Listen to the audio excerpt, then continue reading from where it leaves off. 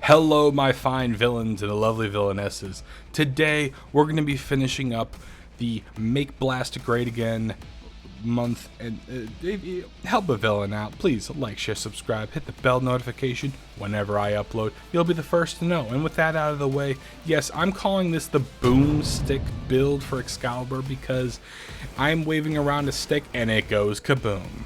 Alright, let's get into the build. So as you can see, I did put in Gloom. I know basic basic is it is for Gloom, but I'll go over it.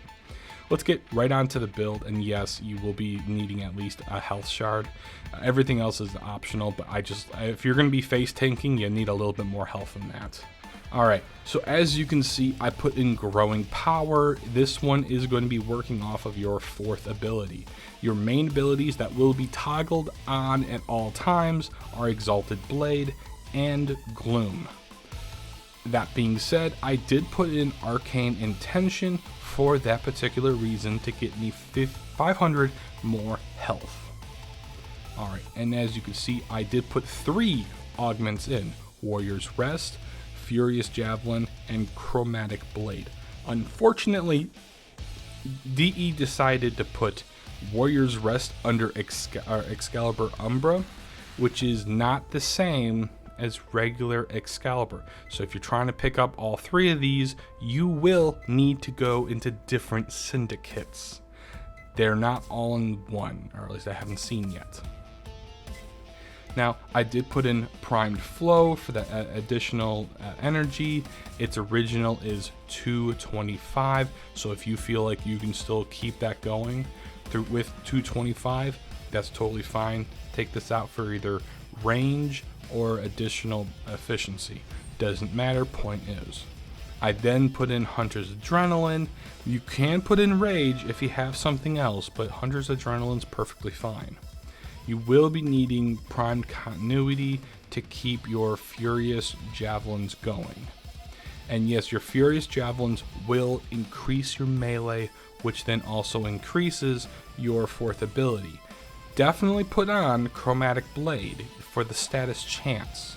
This is going to be making it ridiculous. And if you guys don't know, that status goes off of every 100%. Everything beyond that is an additional status. So right now, 1 swing, 5 statuses, boom, guaranteed. More like 5.5, but we're not counting. Point is, this is going to be your meat and potatoes. You're going to have that. This will actually insta-heal from Gloom, and then if you're really in deep, dire straits, I would use Radial Howl or Radial Blind, depending if you are using regular Excalibur.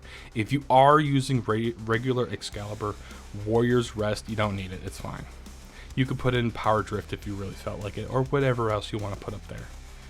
And now, let's get into the sword, because you're going to definitely want to take a quick look at this one. You will be putting on for Blast. And I know what you're thinking, why Blast? Well, Blast likes to stack on top of itself, so the more enemies, the more Blast. Now, this is how I put my Excalibur Umbra's blade. I like this one just the way it is. I know there's no primed Molten Impact or North Wind, so that is what it is. I then put Condition Overload, and then the crit damage increases. Quicken, the only reason is because it is a slow weapon as is. This one just picks up the speed. If I had to take out one, I would take out this one for something else. I then put also Healing Return. Now, if you think that your health is already pretty good and you don't really need this one, I would then smack in North Wind or Melee Elementalist. Doesn't really matter, honestly. The heavy attack speed, this would actually be pretty good if your healing is already up there. You can then have a Tennokai mod in here. I put this one, it works with it. I like that additional 4-second window and 3 meters for heavy attacks. This thing isn't really going to be needing that too much, but that 4-second additional is perfectly fine. Now with that all out of the way, let's get into some gameplay. Let's go.